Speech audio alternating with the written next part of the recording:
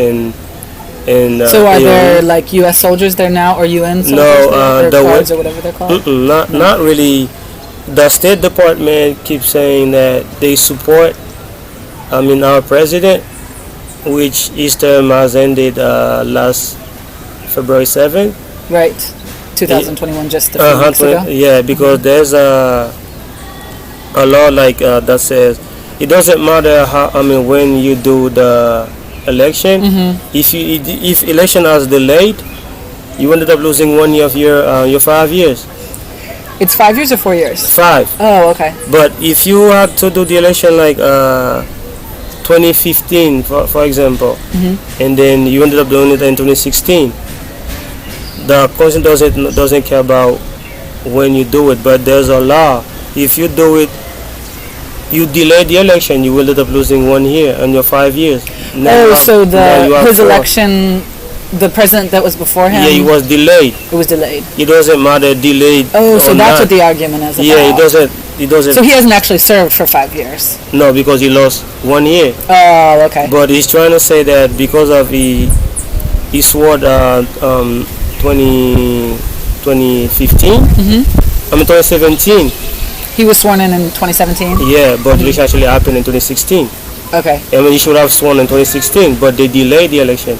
Oh. That's how he ended up losing 1 year. Okay. But he's saying that. Was it Martelly that was before him? Yeah. So there was no president for a while there, or there was justice that was. There's another guy called Puiver. He was like that they say transition for 1 year. Was he voted in, or was he a justice? No, because Martelly did something. There was a rigged election. Did Martelly resign? I thought that he resigned. No, he ended up spending his 5 years, five terms, and then he was actually doing election, but there was like a conflict, like the election was rigged, and then people started protesting on the streets. Yeah. And then these guys showed up, and then it took like 1 year.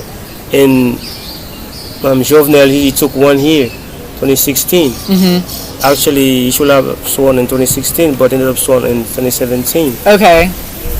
But now he's saying like the fact that he sworn in 2017, now his term will be ended in 2022. Okay. So do you think that people that are so upset, because now I get it, it's kind of like a technicality type of thing. It wasn't really like a clear cut. I get what you're saying. So you think that he should step down? Yeah, but there's not been another election held yet. No, he doesn't follow the rule of law. He's doing by his own because he doesn't have the Senate, the deputies, just him. They're not supporting him? Is that what No, you're saying? there's no deputy senator. There's only 10. They aren't there? No, he threw him out. Oh, and then they didn't replace them with anyone? With the same law that actually made the election 2016. He used that law to throw like the 2/3 of the parliament. Okay. He used the same law, but he doesn't want to use it for himself. Yeah. So he actually can use it for somebody else, but him no. Yeah. There's only 10 senators in Haiti. They cannot do anything because it has to be 1/3. It's only 30, but it's only 10. It has to be 15. But it's 10. They cannot do anything. They just sit there watching him throwing like judges in jail. And then police doing repression on people whenever they took the street to say like you need to step down.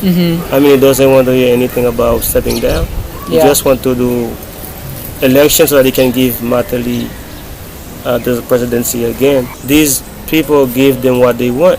Whenever you're flexible, they want to deal with you. If you're like rigid, they don't want you. So do most people think what you're saying? Do they think that the person that's in power, it's a rigged election and it's influenced by foreign countries, and it's because the foreign countries' interest is that they're getting natural resources from Haiti? Yeah, like that's what the general understanding is? Like those who know how politics work in Haiti, they know that, but the mass who doesn't know about the countries like US, Canada, and France, whenever you have a candidate like they don't see US, Canada, France like giving you support, they are not going to vote for you because they say, this guy's not good. Because you don't have support of US and Canada, France. They are not going to vote for you because like this guy's like. I mean, in terms of politics, I don't like the way they treat us as a country. They don't want the rule of law, even though they talk about it. It's a hypocrisy, I can say. They don't wanna. They don't want to hear about it.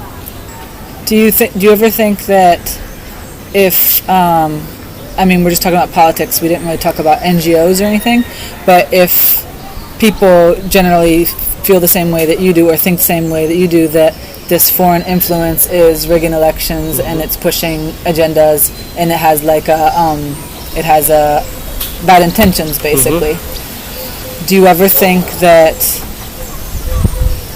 I'm not saying that it's a paranoia, but do you ever think that it could be partially a paranoia and that it could debilitate people, like having that mindset rather than thinking, all right, let's plan the next election, let's work really hard so that we can get as many people out to vote and make sure that everything's done really transparent and make everybody feel like there will be a fair election and get behind it, rather than maybe fighting to get them out of presidency right now, but maybe look forward to the next election and campaign and have more of a positive attitude? Do you think? What you just said, it's going to be very, very difficult because we don't have a strong education system. Yeah. You need a strong, very strong education system so that we can have what you just said. In other places. It's a very complicated situation for us as a nation, because when you don't have education to know your rights and then your constitution. So what if, I know when I first said, what if there was like a collective positive attitude about organizing a fair election, and then whoever gets elected supporting them and not maybe trying to, whoever opposes them, try to be unified in that way? And you said that the problem with that is that a lot of the population, the majority of the population hasn't received education. So it would be hard to unify in that way. Is that what you're saying? It's going to be very difficult to make or to organize a fair election? I mean,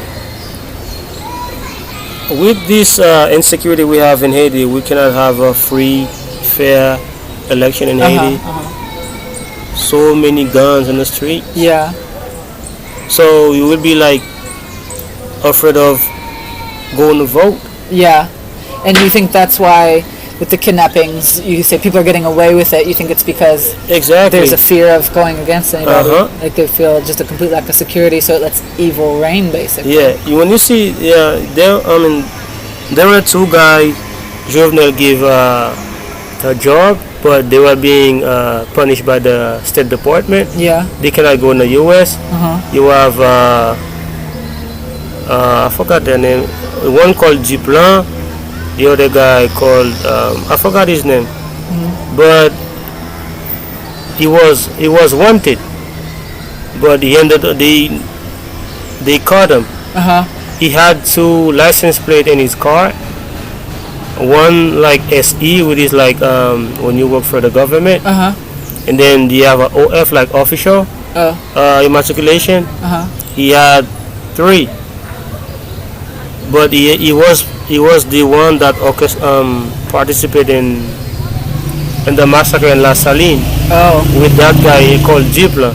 Okay. He was arrested, but they released him. Oh wow. Because he's a Jovenel guy. Oh. So how do you expect? How do you expect people to go to trust this guy gonna do election for? Okay. No, there's no way people going.